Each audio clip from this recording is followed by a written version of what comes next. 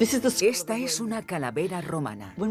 Cuando pensamos en los romanos, solemos pensar en hombres italianos vestidos con toga perorando en foros, recorriendo los campos con sus armaduras, construyendo puentes y comiendo en exceso. Este romano vivía en York y era una mujer. Todo cuanto sabemos de ella deriva de sus huesos y de lo que se halló junto a ellos. No debía de tener más de 20 años cuando murió, pero sí bastante dinero a juzgar por las joyas encontradas junto a ella. Un bonito collar azul, un brazalete azabache, una pulsera de marfil, un jarrón de cristal azul y un par de pendientes de cristal. Pero aún tenemos más datos. Por la forma de su cráneo, sabemos que era mestiza. Si no provenía del norte de África, lo harían sus padres o sus abuelos. Y esto nos lleva a plantearnos quiénes eran los romanos y qué significaba ser romano.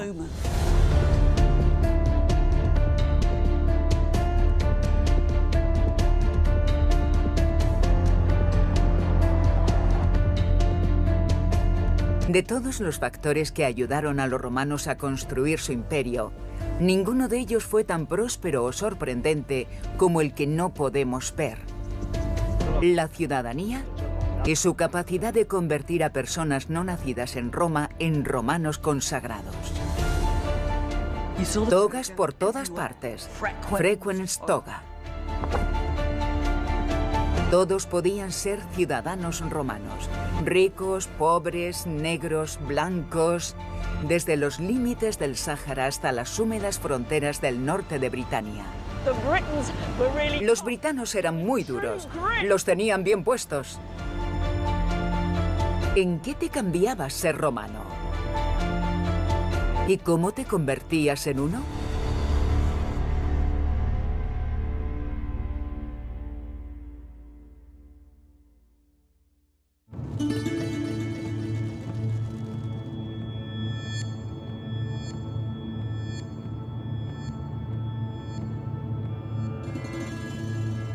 Oculta tras una actual propiedad industrial del sur de España, se hallan las ruinas de un pequeño asentamiento romano. En un sitio que hay que buscar a conciencia. No creo que forme parte de las rutas turísticas habituales. Aquí comienza, esta es la entrada. Por suerte, esto empieza a parecer más romano. Vale.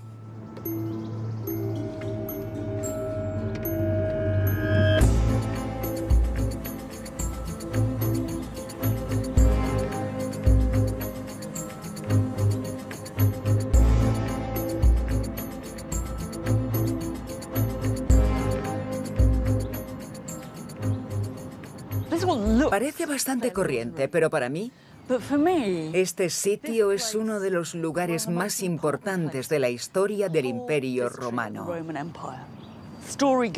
Su historia nos remonta al 171 a.C. Una delegación de Hispania se presentó en Roma representando a los más de 4.000 hombres que eran hijos de soldados romanos y mujeres hispanas. A causa de esto, no gozaban de derecho político alguno, no tenían patria y buscaban un hogar. Este fue uno de los efectos colaterales de la conquista y, curiosamente, el historiador Tito Livio los consideró una nueva especie. Los romanos, como era típico en ellos, improvisaron una solución.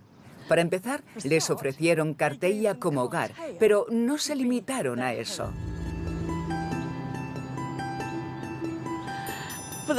No solo les ofrecieron un hogar, sino un estatus.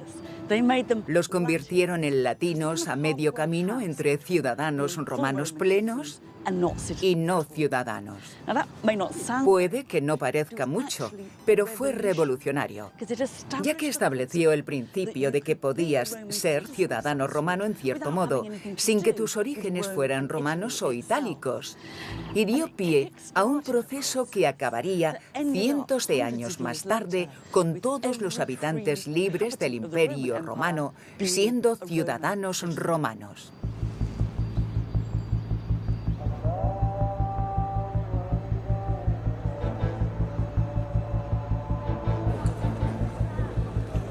A lo largo de la historia, la ciudadanía ha adoptado muchas formas.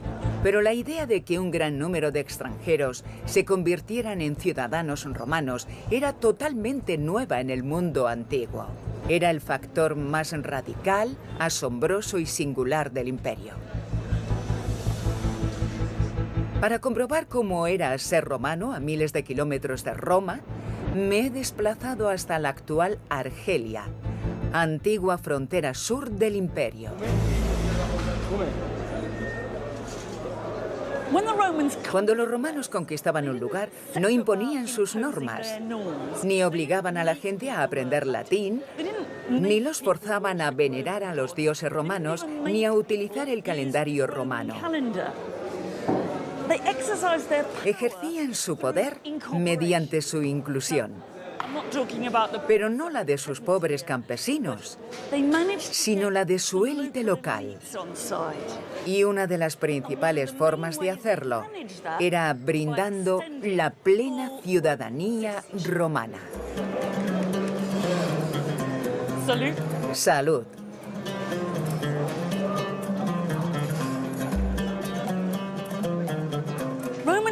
La ciudadanía romana era siempre un regalo. No había que aprobar ningún examen ni pagar nada. No había que aprender latín y tampoco jurar bandera. Bueno, los romanos no tenían, pero ya me entendéis. ¿Pero de qué servía ser ciudadano romano? Pues bien, te ofrecía todo tipo de derechos legales como firmar contratos o tener derechos matrimoniales e impedía que pudieras ser crucificado. Pero dudo que eso fuera lo que más interesaba a la mayoría. Lo más importante que te ofrecía la ciudadanía romana era ser parte de Roma. Era como el sueño americano. Aunque no mucha gente lo alcanzara, ese sueño seguía importándoles.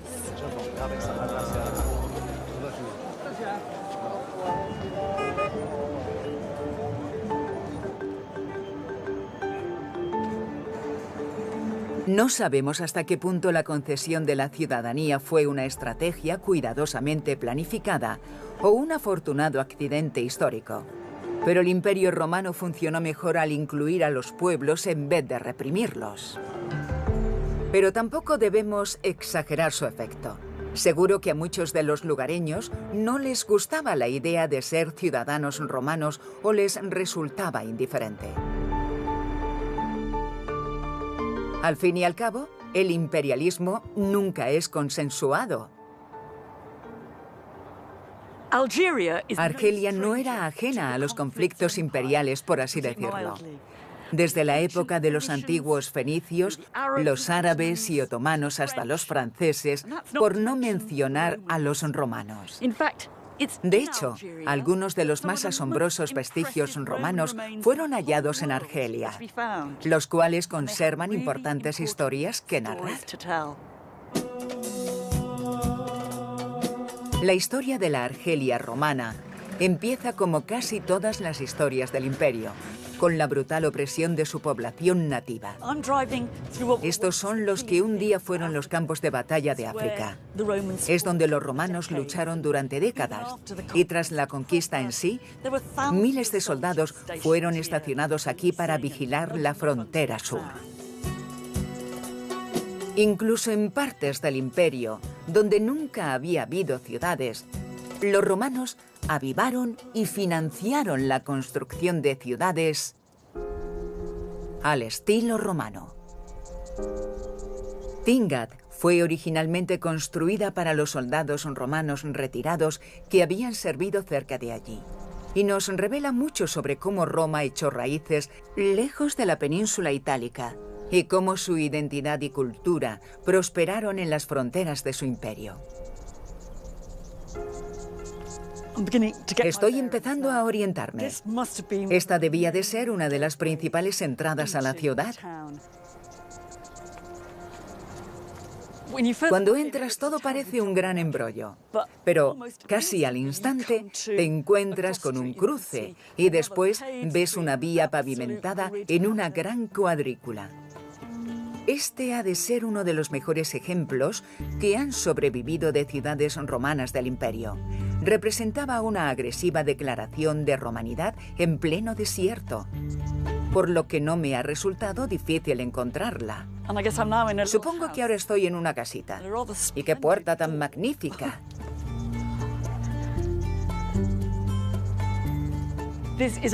Estos son unos majestuosos baños romanos con su típico diseño multiasiento.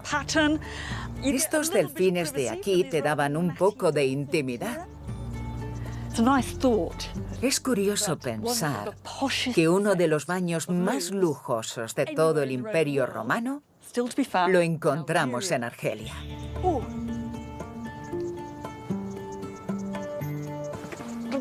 Lo que tengo ahora ante mis ojos es un gran edificio, el más grande de los que hemos visto, con montones de columnas. Y creo que vale la pena explorarlo.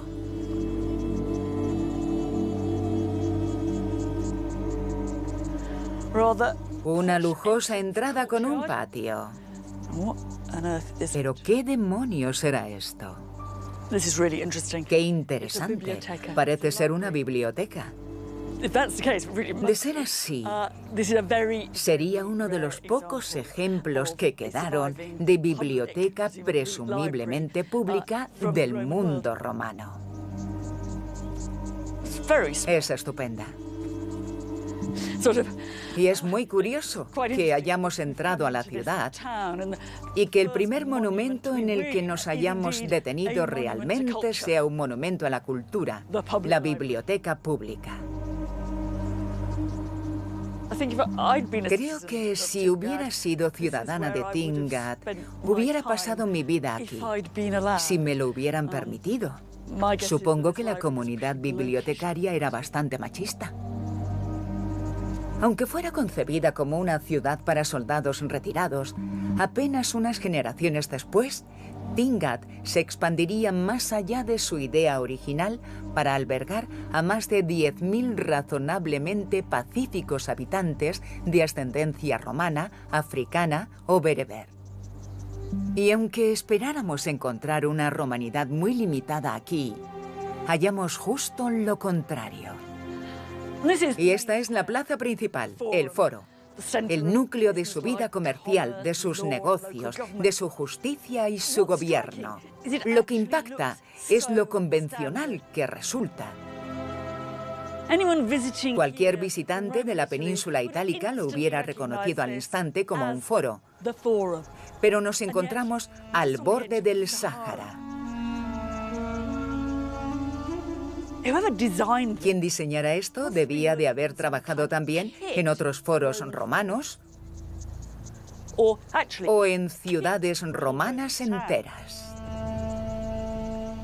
Te vas dando cuenta de que la ciudad de Tingad invirtió de una manera tremendamente inusual en cultura y en su identidad romana. En todo el foro y en toda la ciudad encontramos miles de inscripciones proclamando la romanidad de sus habitantes. Pero el colmo de la cultura fue este hombre, Vocontius.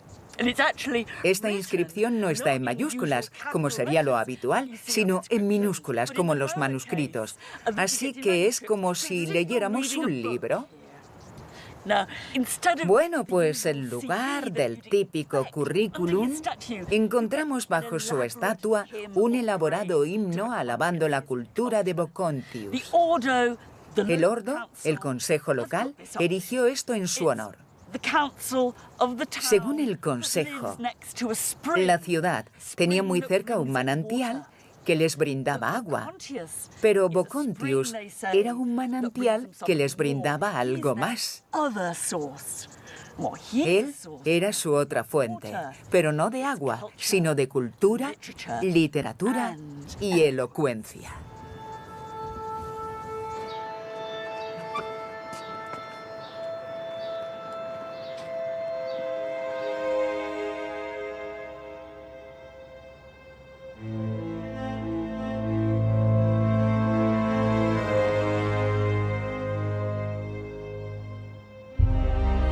Aquí, en las fronteras del imperio, el pueblo de Tingad estaba tan comprometido como los demás en demostrar su romanidad.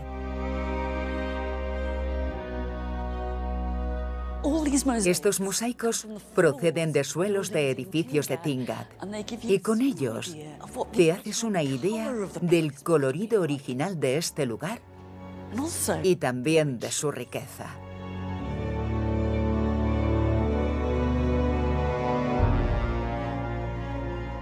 Esto podría considerarse como un poder ligero romano.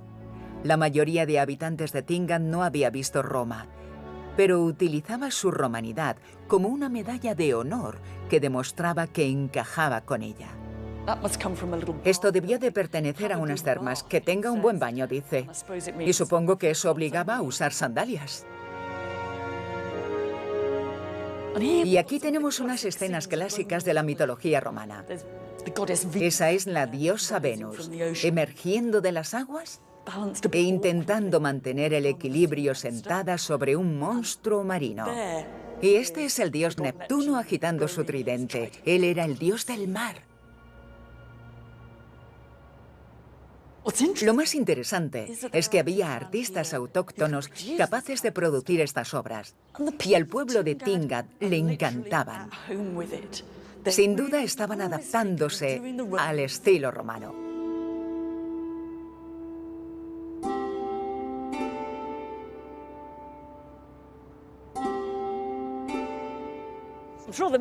Aunque estoy segura de que se producían peleas, Tingad era, en apariencia, un lugar bastante pacífico. Y eso lo encontramos resumido en esta obra esculpida en el pavimento. Se trata de un tablero de juego con palabras escritas. De hecho, movías tu ficha de letra a letra y las palabras formaban un eslogan. Venari lavari. Cazar y bañarse. Ludere ridere. Jugar y reír. Hoc est vivere. Eso es vivir. Con esto te percatas de lo lejos que habían llegado este lugar y sus habitantes. Todo comenzó con un grupo de exmilitares y unas cuantas generaciones después ya no solo cazaban y se bañaban, sino que eran ratones de biblioteca y visitaban unos baños bastante lujosos adornados con delfines.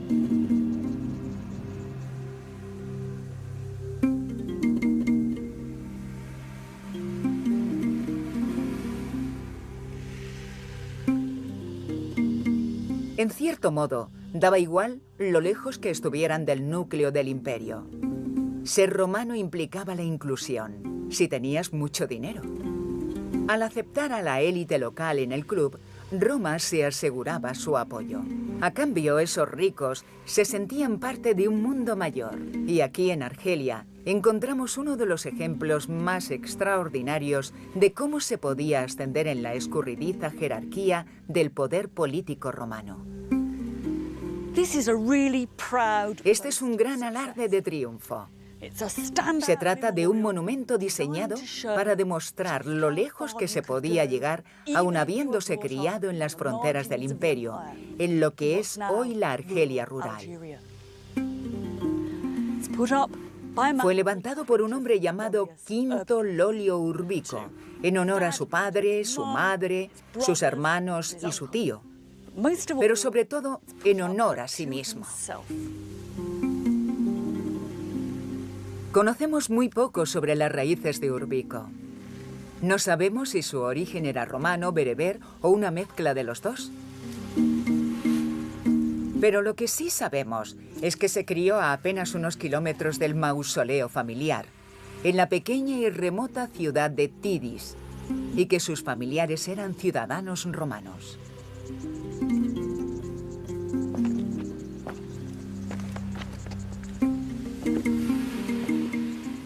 Se nota que es romano por el fascínum alado, un pene con alas. Resulta poco probable que Tidis superara los 1000 habitantes ni en sus días de esplendor, así que parece más un pueblo que una ciudad. Y dudo que fuera particularmente conocida en Argelia y mucho menos en el resto del mundo romano. Creo que este se lleva el premio al foro más pequeño de todo el Imperio Romano. Las sedes locales estaban ahí y vemos un montón de basas sobre las que habría estatuas de emperadores y peces gordos locales. Aquí estaba la estatua de una importante mujer romana local. Pero aquí se hallaba la del mayor pez gordo de la ciudad, Quinto Lolio Urbico. La estatua se ha perdido, pero vemos dónde estaban sus pies. Posiblemente fuera de mármol o de bronce, y debajo, sobre la base, encontramos escrito su currículum. Está terriblemente desgastada, pero seguimos viendo las letras. Aquí vemos su nombre, Lolio Urbico. Y vemos o intuimos que era cónsul, y más abajo vemos montones de otras cosas que hizo en su vida, los cargos que ocupó. Esto también nos revela que fue un héroe de guerra. Sirvió en la expedición del emperador Adriano contra Judea y parece que fue condecorado con una lanza y una corona de oro, una especie de medalla al mérito militar. Era la personalidad más importante de Tidis. Era el lugareño que había triunfado de verdad. Nadie había triunfado más que él. Y en esta zona era un personaje excepcional. Pero debemos recordar que había miles de personas como Lolio Urbico en el Imperio Romano, las cuales salían de las provincias para triunfar en la ciudad y en el ejército. En cierto modo, para mí, eso era lo excepcional del Imperio Romano.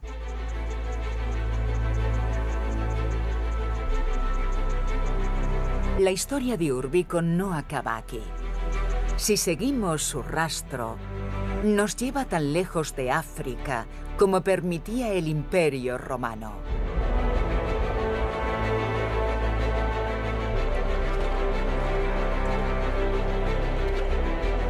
A la frontera norte del imperio.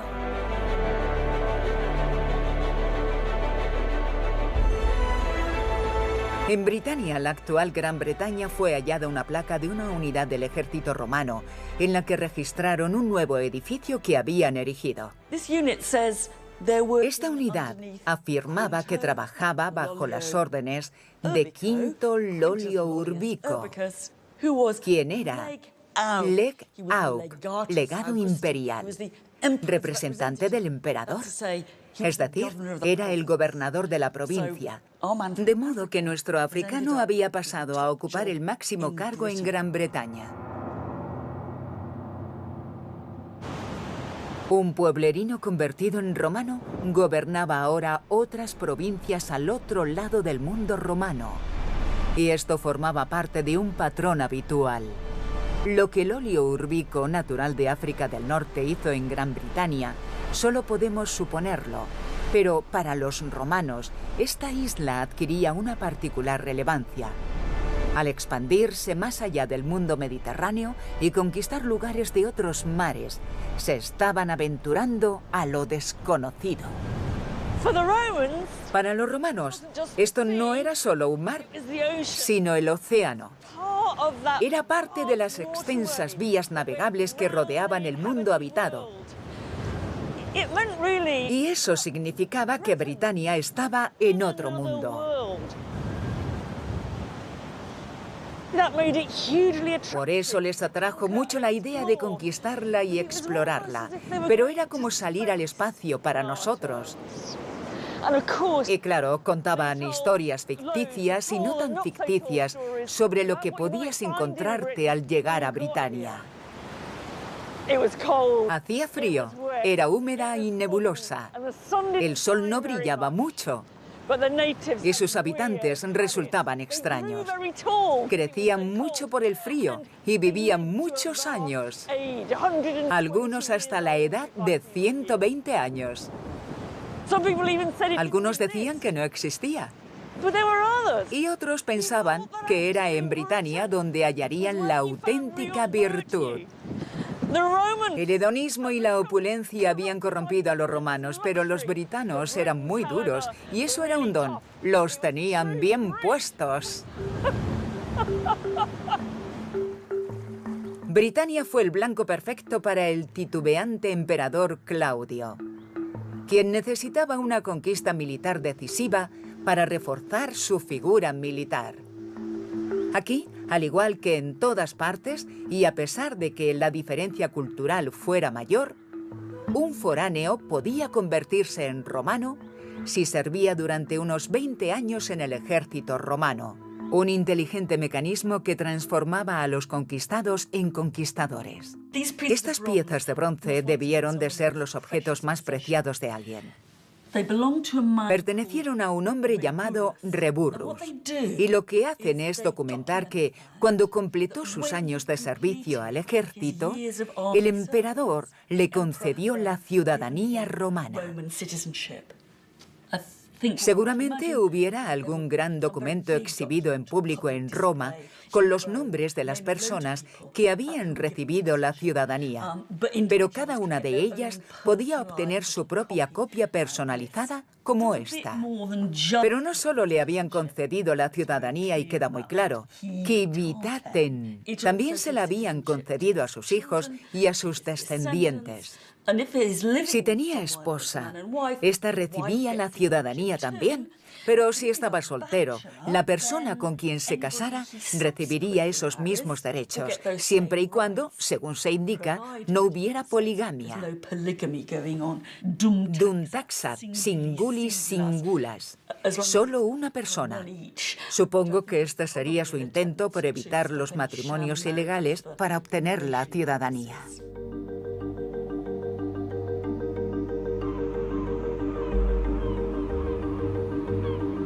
Reburrus era de Hispania, pero había servido como militar en Britania y seguramente residiera aquí tras retirarse, como tantos otros. Pues mucho después de que el emperador Claudio celebrara la conquista britana, estalló la guerra de guerrillas y hubo miles de soldados romanos posicionados en barracones de todo el país, como este, escondido entre los actuales adosados de South Shields. Todo esto parece muy romano y militar, pero sería un error imaginar un mundo con los soldados romanos recluidos en barracones y los nativos britanos en alguna zona del exterior. Aquí encontrábamos todo tipo de personas. Había comerciantes, empresarios, esclavos, mujeres, niños. Era una comunidad pequeña pero muy variada. Y tampoco deberíamos imaginar que todos los soldados romanos provenían de la soleada península itálica y que ansiaban volver a casa para disfrutar de su mejor clima y comida. La mayoría de ellos provenían de zonas del imperio bastante parecidas a esta, de Bélgica, Germania o el norte de la Galia.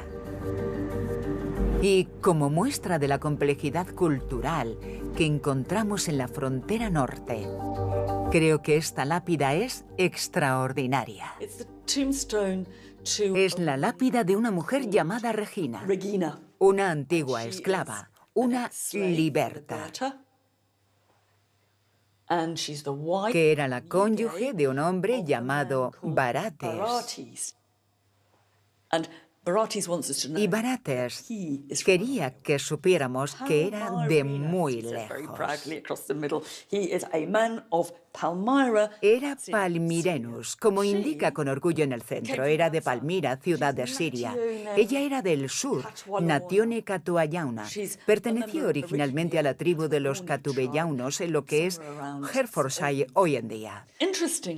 Curiosamente, debajo encontramos otro texto, esta vez en la lengua de Palmira.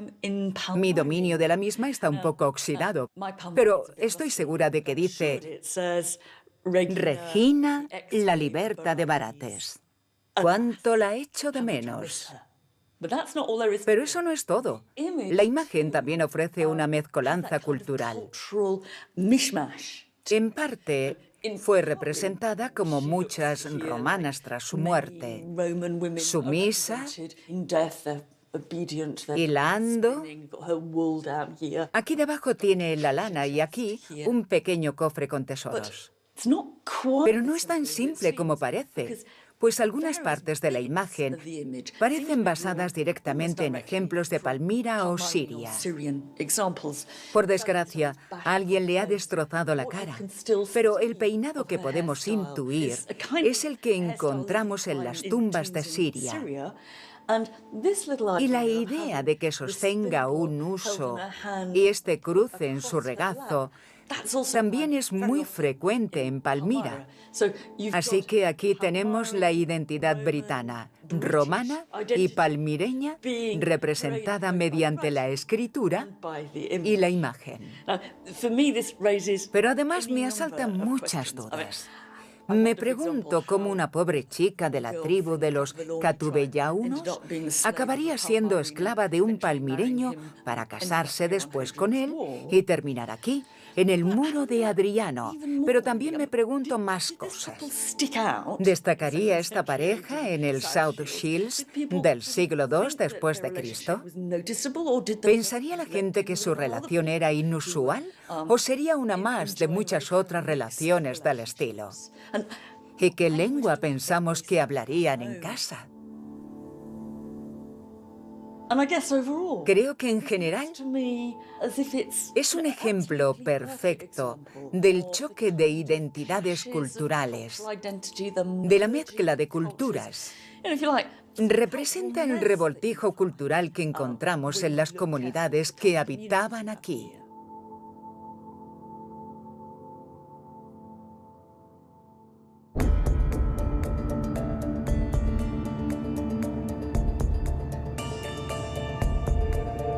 Era una cuestión de movilidad.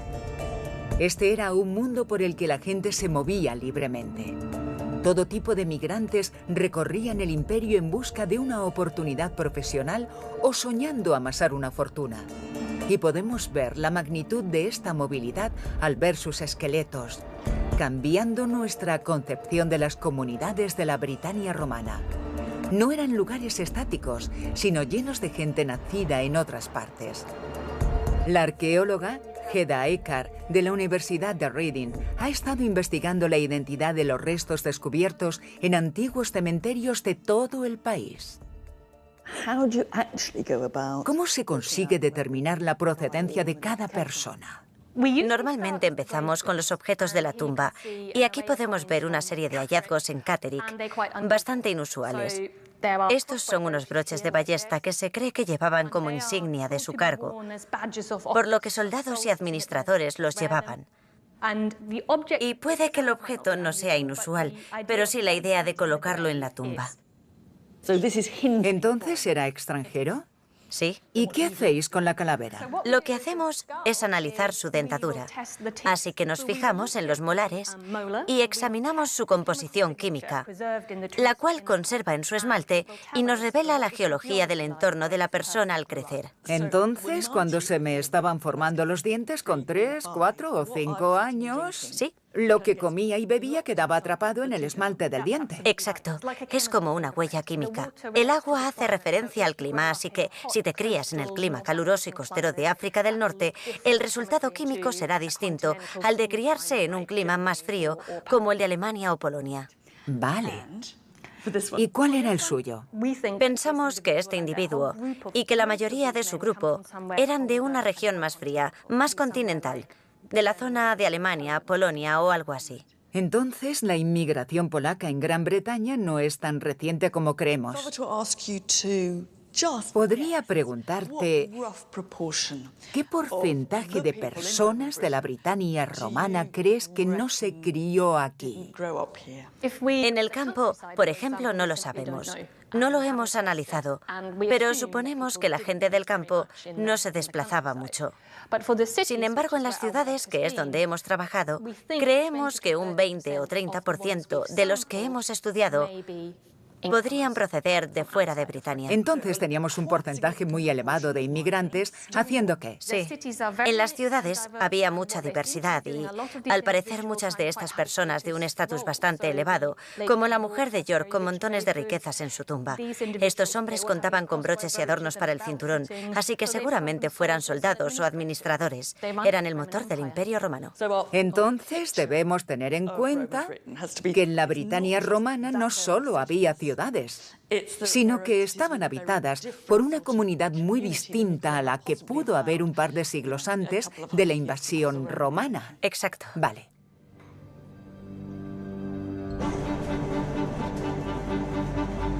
Estos inmigrantes, los polacos y germánicos, o gente como la mujer de Yorkshire, de origen norafricano o barates, de Siria, hicieron tanto por el Imperio Romano como los emperadores y los políticos. Pero no solo eran una cuestión de moverse por el imperio, sino de provincianos que llegaban a Roma y ocupaban los cargos de poder más elevados en la capital. Podríamos decir que la clase dirigente era diversa étnicamente. Pero sería un error concluir que eran totalmente liberales. Cuando querían, podían ser tan xenófobos como nadie.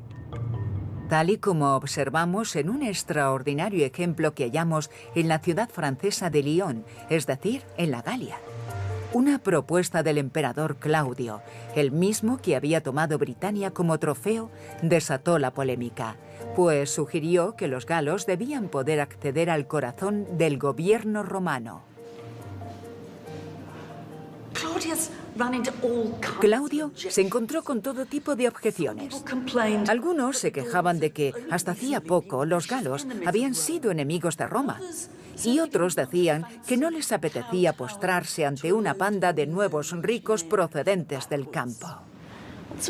Lo increíble es que conservamos la transcripción, palabra por palabra, de la respuesta de Claudio, que sería inscrita en bronce y exhibida en la Galia. Lo interesante es que Claudio justifica su política remontándose a los orígenes de la época romana, cuando dice alieni et quidam externi, es decir, que ya habían venido extranjeros y foráneos a Roma. Se estaban remontando a la época de Rómulo. Lo cierto es que el discurso de Claudio era un poco resabido y repasa todos los ejemplos que se le ocurren de extranjeros que participaron en la estructura política de Roma. Gente que Roman migrauit, gente que había emigrado a Roma. Con objeciones o no, Claudio se salió con la suya y los galos fueron incorporados a la estructura del poder de Roma. Ese era realmente el patrón habitual. Una notable excepción fue Britania.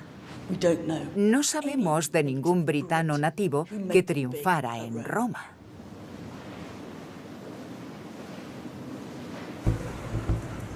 Si bien los britanos nunca dominaron Roma, esta sí que los dominó a ellos. Aunque fuera pasando las tardes como imaginamos a los romanos hacerlo, yendo a las termas o, dependiendo del tiempo, vistiéndose con una sábana.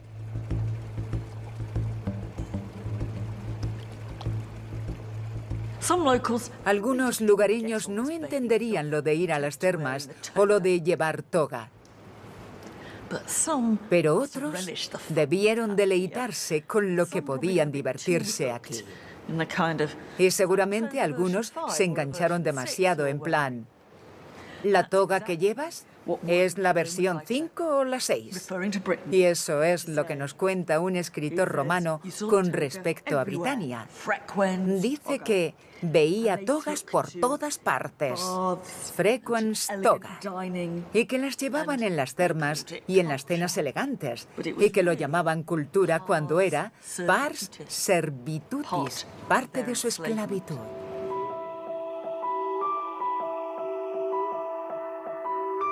De esta manera se mofaba de la gente por sus pretensiones romanas y a la vez reconocía que éstas jugaban a favor de Roma. Pero estas interacciones culturales eran mucho más complejas. Aquí en Bath, mucho antes de la invasión romana, la población local veneraba a la diosa Sulis en estos cálidos manantiales. Tras la conquista, los romanos la consideraron equivalente a su diosa Minerva y le dieron su nombre. Comenzaron a adorarla como Sulis Minerva, una diosa híbrida que combinaba ambas identidades, pero ¿era realmente nativa o romana? Lo que queda de la fachada del templo nos revela mucho sobre Bath en esa época. Parte de ella es muy romana, pero no toda. Es como si en el centro del frontón le hubieran pedido al escultor tallar el escudo de la diosa Minerva, que en la mitología romana estaba adornada con la terrorífica cabeza de la Gorgona. Hasta ahí bien, pero lo que tenemos aquí es un hombre con bigote. Por tanto, la cuestión es, ¿se equivocó el escultor? ¿Falló al romanizarlo? ¿O se negó a romanizarlo del todo y es Sulis quien aparece ahí? ¿O se trataba de algo un poco más interesante? ¿Sería esta una nueva cultura híbrida para una nueva Britania? Con la fusión de imágenes romanas y prerromanas en el arte, la veneración a dioses duales y la mezcla cultural de sus pueblos y ciudades, empezamos a ver emerger una nueva identidad en Britania. Quizá no deberíamos pensar en su pueblo como nativo o romano.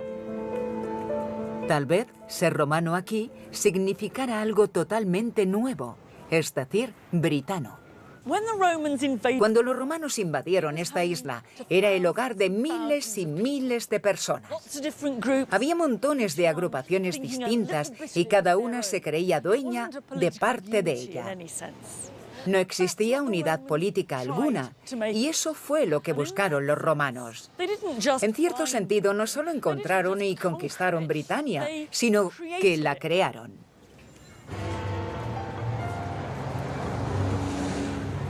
Y gracias a los romanos, tenemos Londres. Londres era una nueva ciudad romana. Hasta ese momento esto había sido solo campo. Gracias a los romanos, Londres se convirtió en una capital fundada en el sureste, con todas las ventajas y desventajas que eso conllevaba. Lo asombroso es que, bajo los edificios que vemos ahora, encontramos todo tipo de elementos que han sobrevivido de la ciudad romana que fue. Para nosotros, eso es el Guildhall, pero ahí es donde estaba el anfiteatro romano. Y ahí estaba el foro romano, el centro de la ciudad. Supuestamente, una de las construcciones públicas más grandes al norte de los Alpes. La mayoría se fija aquí en la Torre de Londres, pero detrás verían parte de un muro romano 1000 años más antiguo. Pero no podemos ignorar que todo esto fue posterior a una violenta conquista y que ni todos los habitantes de Britania ni de las demás provincias romanas celebraban con alegría su nueva identidad. De hecho, una de las heroínas de la cultura nacional británica fue una rebelde resistente contra la ocupación romana. Ella es Boudica, la esposa de un rey local que había llegado a un acuerdo con los romanos y les había cedido el reino. El problema es que los romanos tomaron su patrimonio con una terrible brutalidad. Azotaron a Boudica y violaron a sus hijas. Boudica aprovechó su oportunidad para liderar una revolución con el fin de asaltar Londres y otras ciudades romanas y reducirlas a cenizas. En una ocasión, las fuerzas de Boudica les cortaron los pechos a unas romanas y se los cosieron a la boca tras matarlas.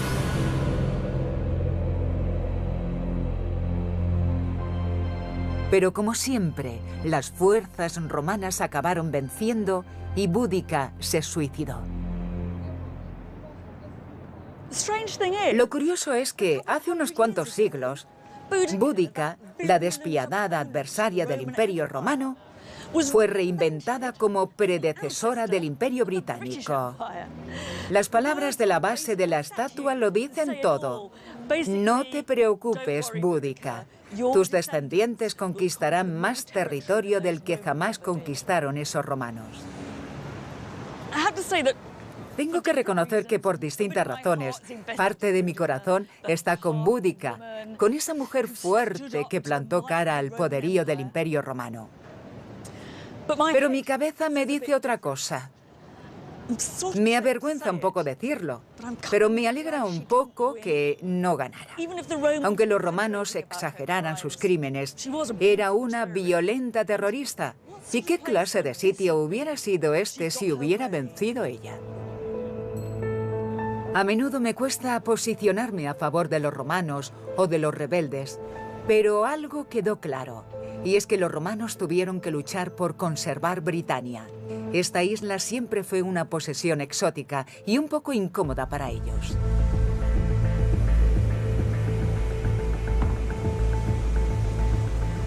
En cambio, en el este, las cosas eran muy distintas. En el mundo griego, que también incluía lo que llamamos Turquía y buena parte de Oriente Próximo, las ciudades, la vida urbana y las relaciones con Roma existían desde hacía siglos. Convertirse en romano aquí era totalmente distinto. Pues todavía seguía vivo el deseo de darle sentido al nuevo y heroico mundo al que ahora pertenecían. Me encuentro en un sitio que llevo casi 40 años sin visitar, Afrodisias, ciudad de la diosa Afrodita. Es muy especial porque probablemente sea el lugar del Imperio Romano en el que podemos ver mejor cómo los que no vivían en Roma representaban el poder de esta para sí mismos.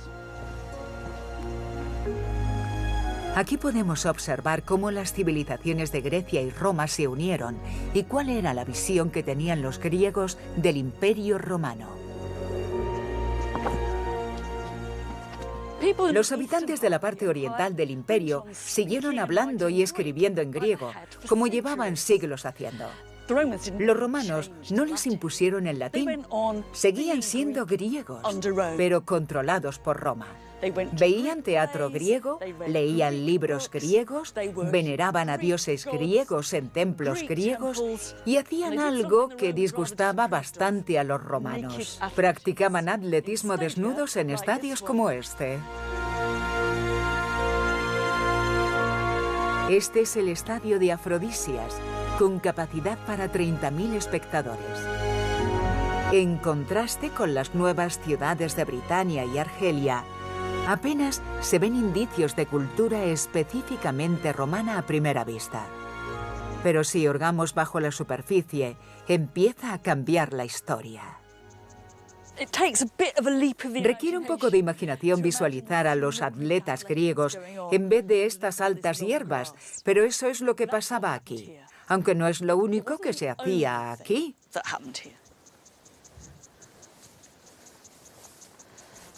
Siempre vale la pena prestar mucha atención a los detalles de estos grandes trozos de piedra.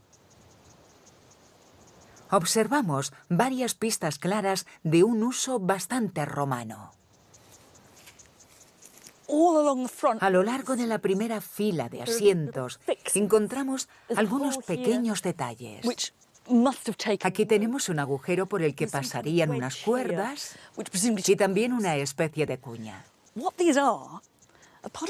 Esto conformaba una estructura de cuerdas, postes y redes que mantenía al público a salvo de los peligros del estadio. Pero ya no hablamos de los atletas, sino de animales. Debemos tener en cuenta que, a veces, los habitantes de Afrodisias venían a presenciar el deporte griego por excelencia, el atletismo. Pero otras tantas venían para divertirse al más puro estilo romano, con el combate de gladiadores y la caza de animales salvajes. Por tanto, el uso de este estadio era dual y nos demuestra cómo la cultura griega iba incluyendo elementos romanos.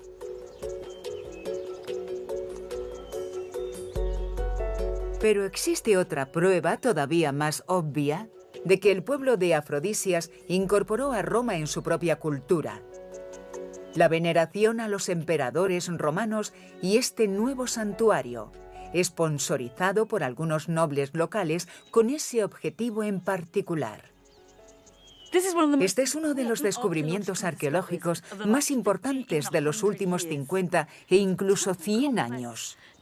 Se trata de un templo para homenajear y venerar al emperador romano, y estoy sentada en sus escalones. Pero tenemos que llevar mucho cuidado con el significado de venerar. Dudo mucho que los habitantes de Afrodisias pensaran que el emperador romano era como Zeus, Afrodita o cualquiera de sus dioses tradicionales. Pero sí que consideraban que el poder del emperador romano era muy similar al de un dios y lo veneraban en ese sentido. Templos dedicados a los emperadores romanos los encontramos por todo el imperio. Pero lo que hizo tan especial este hallazgo es que estaba repleto de esculturas. Representados, encontramos a los emperadores y a sus familias, además de imágenes de los dioses tradicionales, de la mitología y también de las provincias conquistadas, reimaginadas en forma humana. Pero esta no era una simple adulación al poder central, aunque también lo era. Esta era una iniciativa local diseñada para un público local. La representación en piedra de su propia interpretación del mundo romano y de su lugar en él.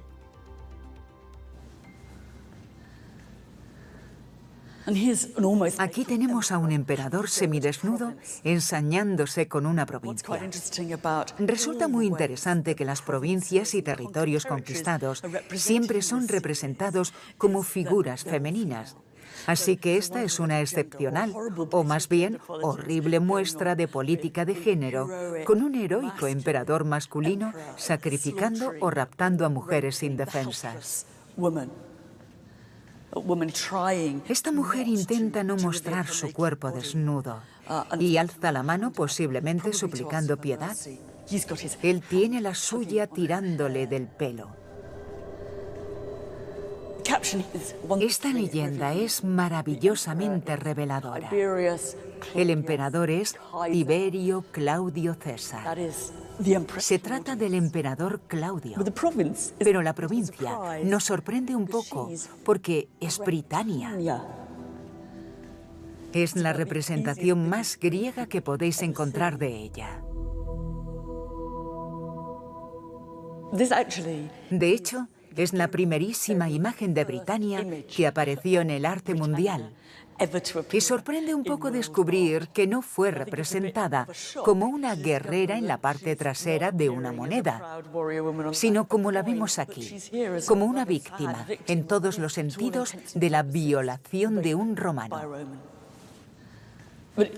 Pero lo curioso es que cuando bajas aquí para leer las leyendas, empiezas a ver las esculturas de otra forma, porque estaban pensadas para ser vistas desde abajo. Se ven bastante distintas desde este ángulo. Y cuanto más abajo, mejor se aprecia esta. Y si te acuestas, te quedas mirando directamente al patético rostro de Britania. Y así es como lo verían los habitantes de Afrodisias al pasar por los pórticos que debía de haber. Me pregunto qué pensarían al mirarla. Supongo que serían pocos los que estarían a favor de Britania, muchos los que quedarían fascinados ante el poder divino de Claudio, y otros tantos los que consideraran la gloria de Roma como propia. En el imperio no había sometidos, sino compañeros. Aquí se podía ser griego y romano sin caer en contradicción. Para mí, la importantísima conclusión es que no había una sola forma de ser romano. Hemos recorrido todo el Imperio Romano y hemos encontrado romanos en toga, en túnica y hasta en pantalones. Los hemos descubierto hablando latín, griego y celta. No había un reglamento para ser romano. De hecho, era su diversidad y la aceptación de esta la que sostenía el Imperio Romano.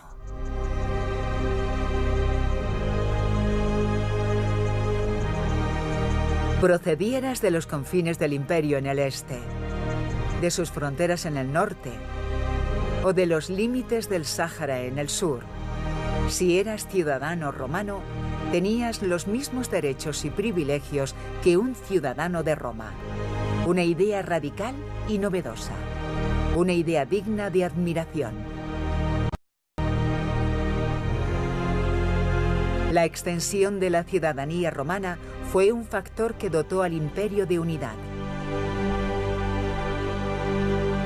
Algo que pocos imperios anteriores o posteriores consiguieron. Pero un hombre asentaría esa unidad sobre unos nuevos cimientos. El emperador Caracalla nació aquí, en Lyon, y pasó a la historia por su brutalidad. Comenzó su mandato asesinando a su hermano como hiciera Rómulo, pero en este caso el pobre murió en brazos de su madre. Y eso fue solo el principio. Pero en el año 212 cambió el mundo. Concedió la plena ciudadanía romana a todos los habitantes libres del Imperio Romano. Unos 30 millones de personas se convirtieron de golpe en romanas. ¿La razón? La desconocemos, pero mirándolo, dudo de que se tratara de simple generosidad. En cualquier caso, fue la culminación del proyecto romano de incluir a los extranjeros, de extender la ciudadanía y de hacer que el modo romano de hacer las cosas pareciera universal e incluso natural. 1000 años después, y en cierto modo, este fue un triunfante final para ese proyecto. Pero lo cierto es que, cuando todos se volvieran iguales, los romanos no tardarían en hallar nuevas maneras de dividir y excluir.